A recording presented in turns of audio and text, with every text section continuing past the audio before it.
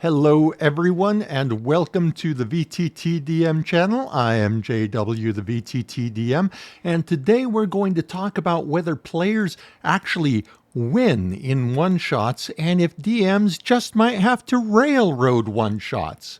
First, a quick announcement. I put these videos out weekly, but we're about to hit Christmas and New Year's and other holidays. Next week's video will be the last of 2024. I'll be back with a new video on either the 7th or 8th of January. Back to the one-shots and whether they're played to win and whether they usually need railroading. All right, let's just get this out of the way.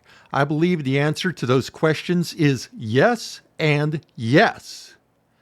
Now, let's take a look at why this is and get a few pointers on running a successful one-shot and not be too railroady doing so.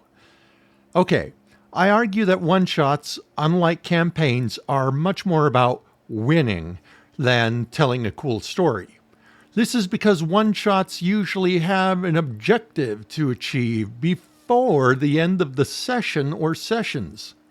And yes, a pool table campaign also has an objective to achieve, but the point of that objective is to have a place the story is going to, rather than the story just being an excuse to have an objective. Which will take us to railroading, but not yet. By the way, if you want to learn what Pool Table DMing and the Pool Table campaign is, you can click this link up here and find out. I'll also put the link in the details below. One-shots tend to have more emphasis on combat, or at least combat-style encounters. In a 3-hour one-shot session, I generally try to have 2 combats. One difficult, particularly challenging if I dial it up right, and one deadly, which would be the big bad. Because of this, and how much time that combat will take in the session, story is not so important. I mean, sure, you need some story to provide motivation, just as in many collaborative non-RPG games like Pandemic, but the point of whatever amount of story a one-shot has is to set up the fight with the BBEG, not having the BBEG create the excuse to create a story, like in a campaign.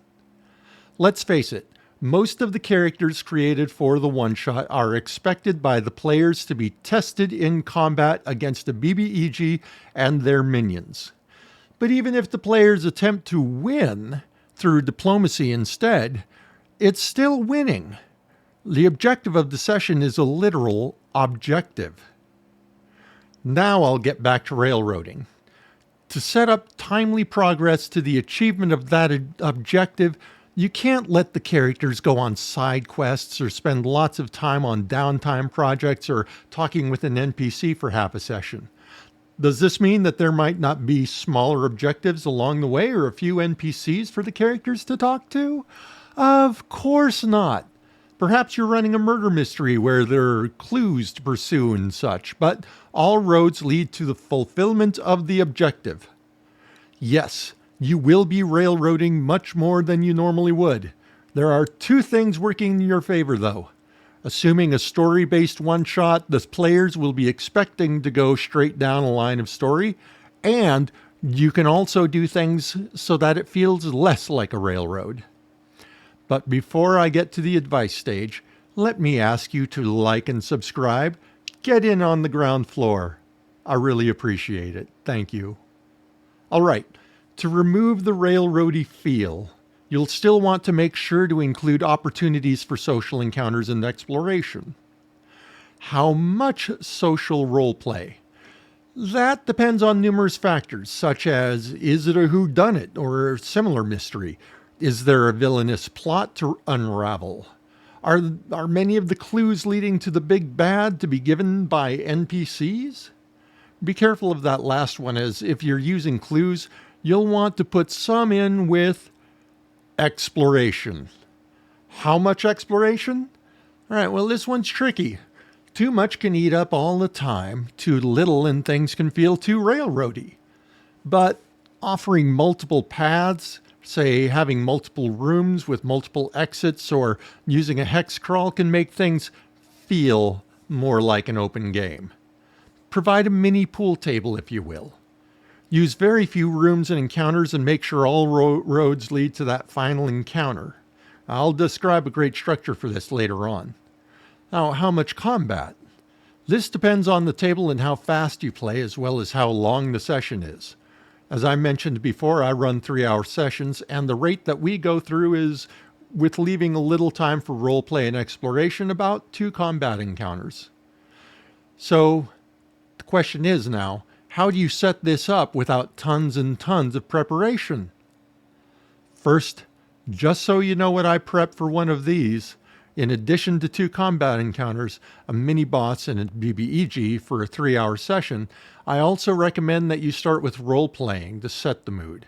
Front-load the session with role-playing to increase the immersion.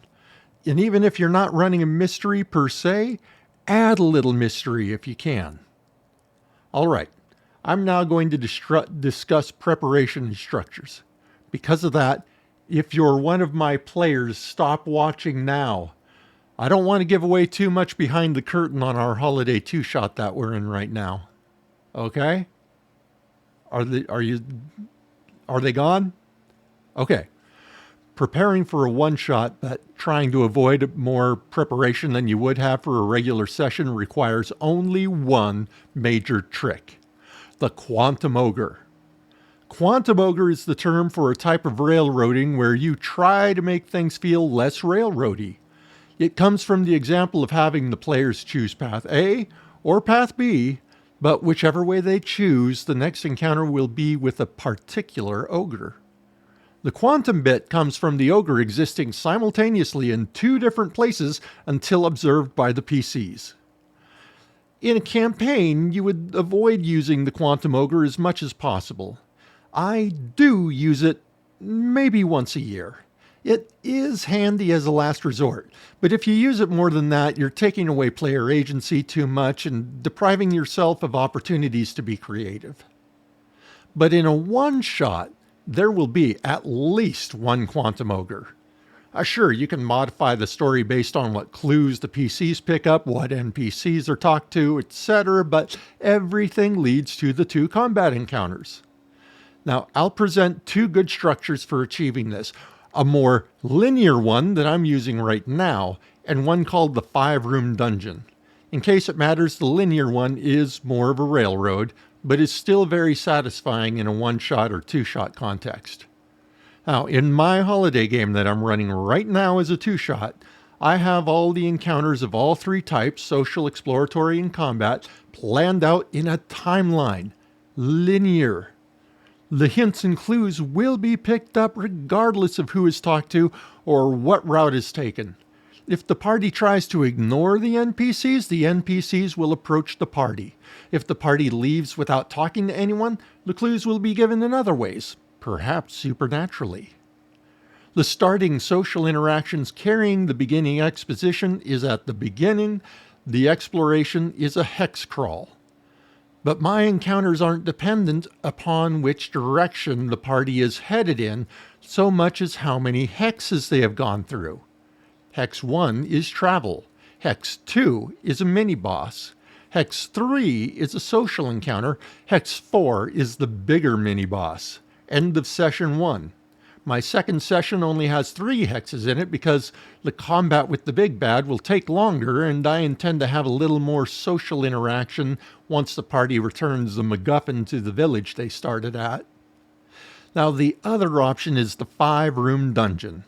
The basic gist of the 5 rooms is the first room is a guardian protecting the area from adventurers like the party. The second is a social interaction or puzzle. The third is a setback or trick. The fourth is where the boss is. And the fifth is the reward for having defeated the boss. Now notice that these rooms are more encounters than literal rooms. I keep doing the air quotes today. Don't know why. The number of rooms can vary and combine some of these encounters together. For example, a dragon and the reward for fighting the dragon, his treasure, are usually in the same room or encounter area. Give multiple paths and doors out of each room, but have them all lead to another of the 5 rooms, or however many rooms. The only thing to officially Quantum Ogre here is to try and save the boss for last and have the Guardian first. The 3 or more or less remaining rooms can be in whatever order. Now, I'm sure that there are more potential structures for setting up a one-shot, and if you know them, please put them in the comments below so I can see them.